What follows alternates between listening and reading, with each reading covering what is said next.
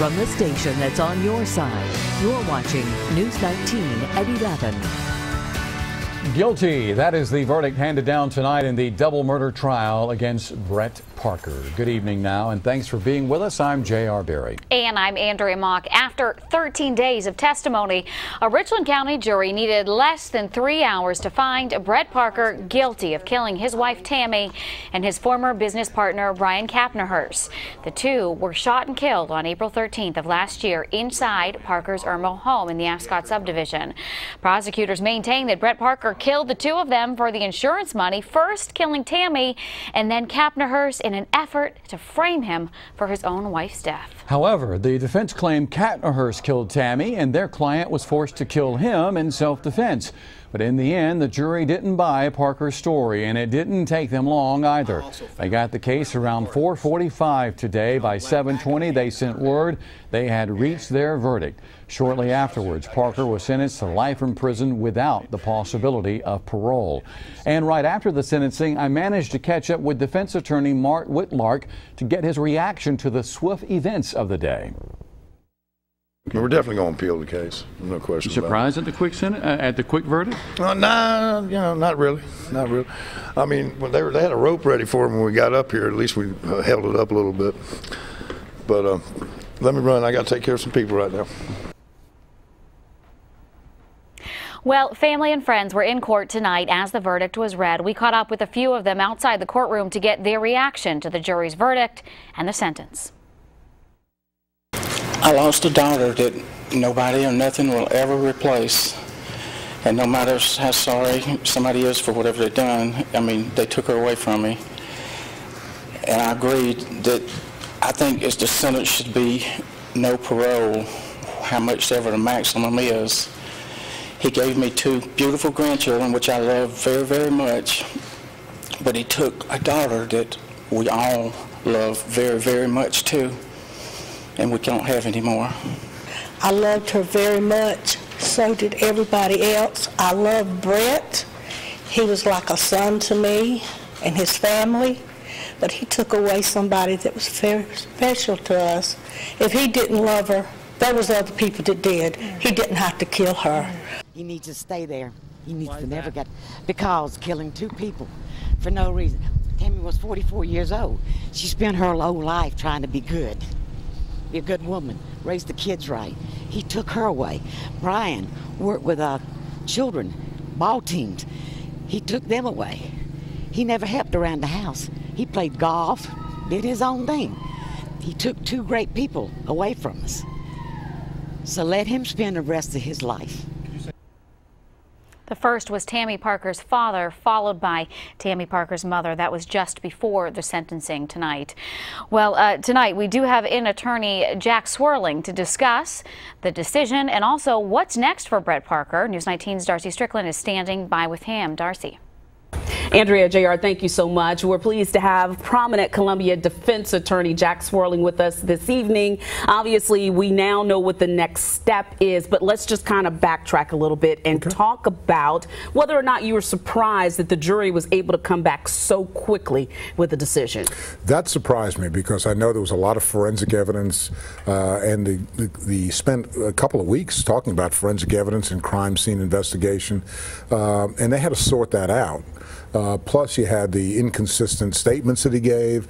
They had to sort that out and look at that compared with the evidence. So I was kind of surprised they came back in 3 hours. Obviously, the defense's job is to make the evidence look circumstantial and to raise questions in the mind of the jury. How much did Brett Parker's character play into the overall picture of whether or not he was the kind of man that could do something like this? Well, it's hard enough to defend the case just on the facts of the case when you have forensic evidence and you have statements that were given that are sort of inconsistent. But then when you inject character into the case and talking about adultery and you talk about the gambling, you know, this is a view that most people don't ever see. It's a side of life that most people don't see. So you have to you find yourself having to defend that as well, and that's difficult. Were you surprised that Judge DeAndre Benjamin moved forward with the sentencing this evening? No. I mean, there's no option on the sentencing. I mean, it's either, well, it's 30 to life is what the punishment is on a murder conviction. It's the judge probably at that point felt like that everybody was entitled to have a verdict and have the sentencing at that point, and let everybody say what they wanted to say. I don't know if the defense asked for a continuance, did they? I'm not sure of that. Okay, I'm not sure about that, but it's possible had they asked for a continuance till the morning, she might have done that. But no, it doesn't surprise me in that kind of case, because the options are there are not too many options when you're dealing with murder. It's 30 to life. And we had a chance to talk about that before the newscast. Life means life in South Carolina. How will he leave? In a box. I mean, it really does mean life, and you don't get out until you die. What happens with the appeals process?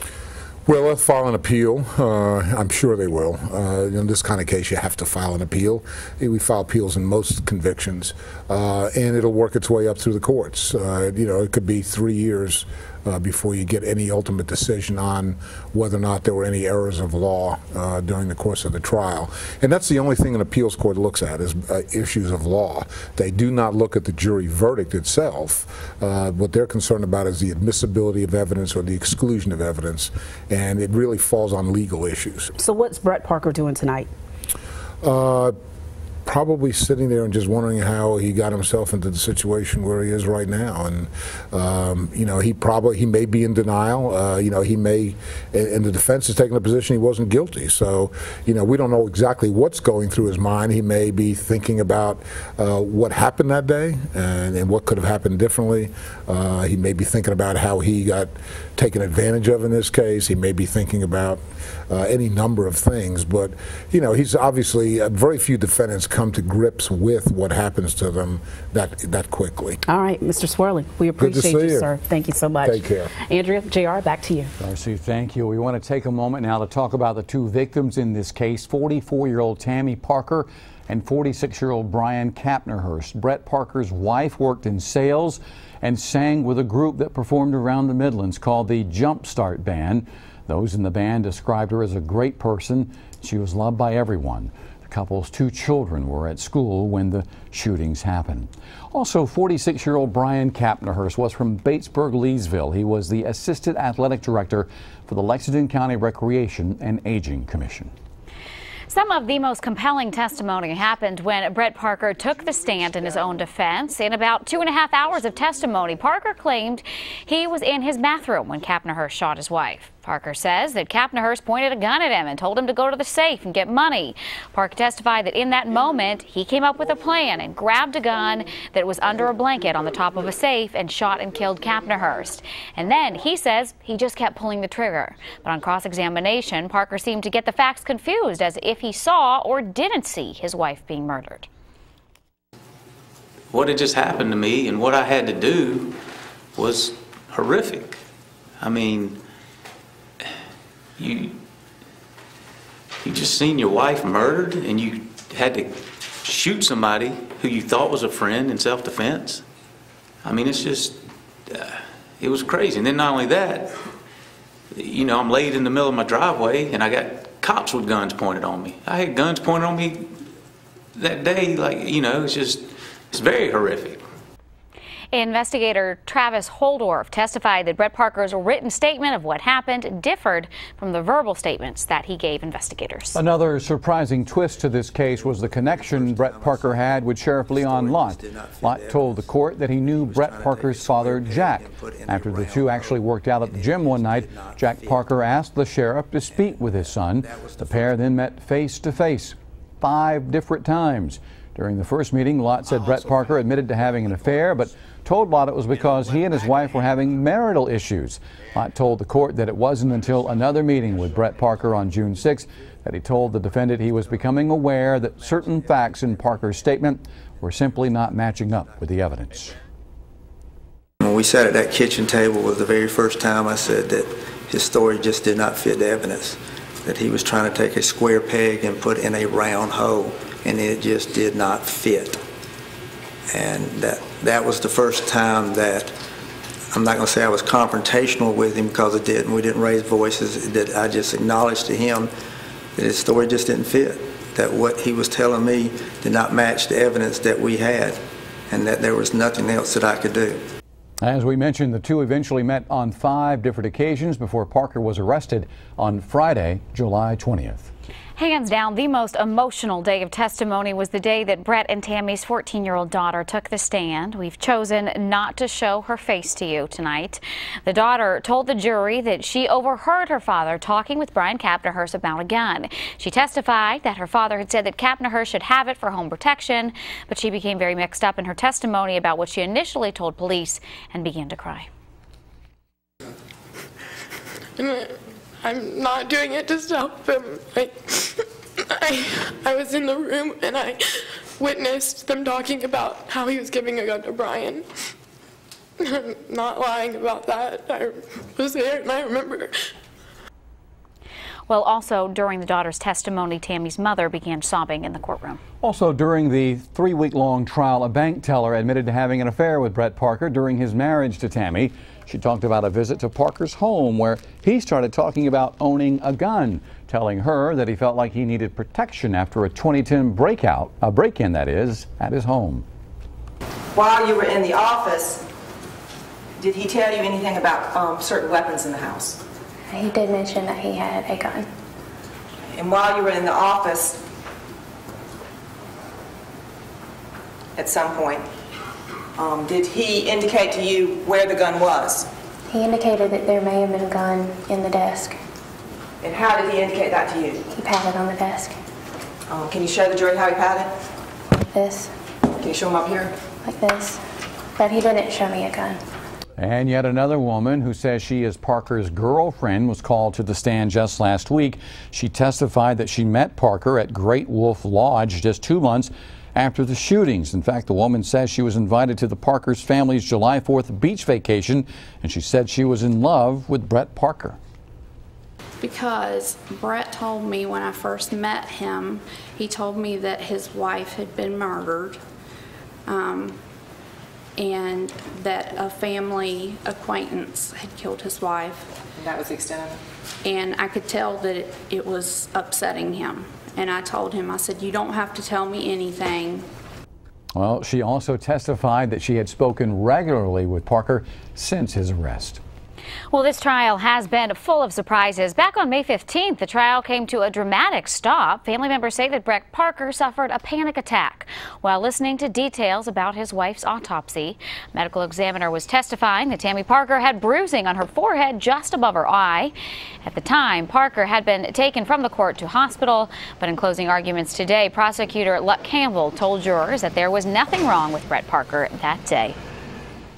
And a major development then happened on May 9th. The judge kicked Jack Parker, Brett Parker's father, out of the courtroom after reports that Jack Parker had spoken to 2 of the jurors. He was on the witness list and is among those charged in the same illegal gambling ring as his son. So again, Brett Parker found guilty on 2 counts of murder tonight for the killings of his wife Tammy and business partner Brian Kapnahurst. He was sentenced to 2 life sentences with no chance for parole. Well, still ahead tonight on News 19 at 11, a scorching night across the Midlands. Warm temperatures aren't going anywhere anytime soon. Jim is back with your family's tribute forecast. You're watching News 19 at 11 with J.R. Berry and Andrea Mock. This is just amazing video. Video inside a tornado. Storm chasers shot this in Smith County, Kansas. They were inside a specialized tank-like machine they call a tornado intercept vehicle, or TIV-2. They say that wind speeds were up to 170 miles an hour, strong enough to blow open the hatch of the door and rip instruments off the roof. But amazingly, it stayed on the ground and they stayed safe. The National Weather Service received reports of 16 possible tornadoes, Kansas, Nebraska, Wyoming, and Colorado today. I know the question is, what happened to TIF-1? TIF-1 might have been knocked around too much. Might have been, but it did measure winds of 175 miles per hour before that the video is incredible. Yes, it is. Much better to watch the tornado from the outside than the inside. Oh, yes. Yeah. And tomorrow, we're not watching it all. Well, tomorrow is going to be a big tornado day in the Central Plains. But tonight, we're experiencing warm weather. Today, we got up into the mid-80s. It got up to 87 degrees in both Augusta and in Sumter, 85 in Orangeburg, 86 in Columbia, 84 degrees up in Rock Hill.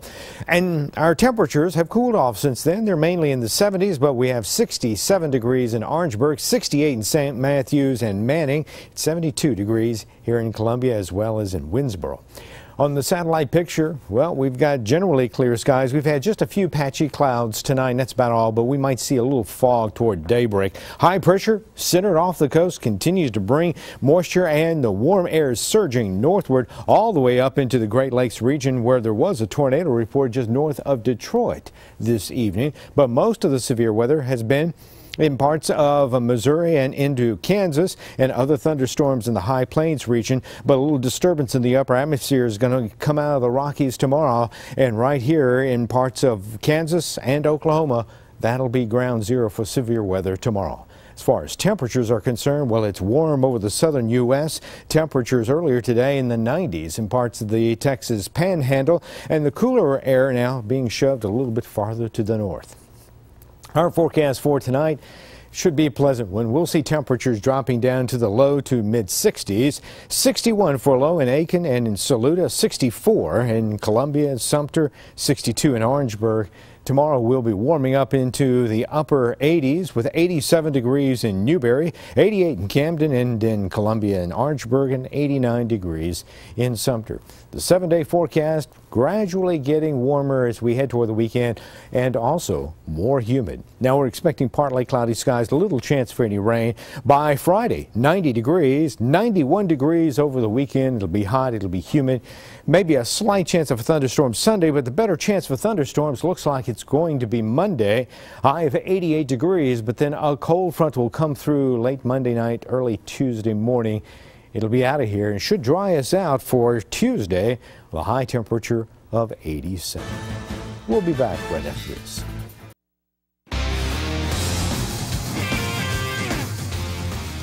Nick Schifo has bagged another award. He is the state's Gatorade Player of the Year for high school baseball.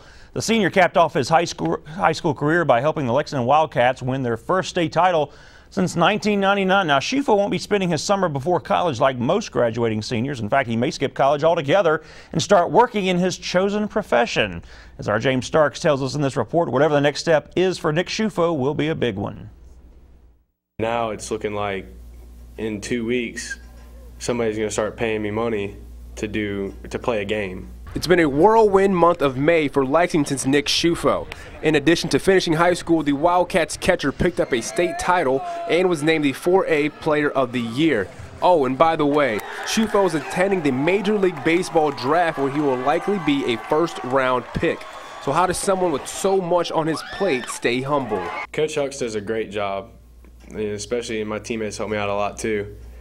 You know, I could be on cloud nine, but Coach Hucks is the first one to bring me back down and say, all right, now remember, we still got to win a state title. We're still focused on that. You know, he was one piece of the puzzle. He was a good piece, but he was one piece of the puzzle. And baseball players have a way to keep each other humbled, and Nick was no different. Now, Nick does not have to sign with the Major League Baseball franchise. The Wando native committed to the University of South Carolina his freshman year in high school when he was only 14. So if he chooses to play college ball right out of the gate, don't be surprised that he isn't fazed by the fact that the Gamecocks already have a pretty good catcher in Grayson Griner. Grayson does a great job behind the plate, and in a perfect world, it'd be nice to go in there and start as a freshman, but chances of that happening are very slim. So my goal would be go in there and, you know, maybe get one game a weekend and maybe catch a midweek game, or find a way to get myself in the lineup. He's supremely confident. He's played at every level that he can play at, and I think if he's at Carolina, I'm sure Chad can find a way to get Grayson and Nick in the lineup at the same time. The decision to play for the Gamecocks or sign that major league contract rests solely on Nick's shoulders. But if you were to ask his coach, his catcher is ready for the pros. I think Nick, right now, could jump in a AA lineup and he could catch every day, and he would just be just as good as anybody else there.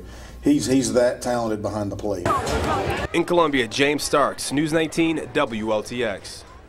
And as James said, Nick Schifo has been projected to be a top 20 pick. The Major League Baseball draft will start on June the 6th.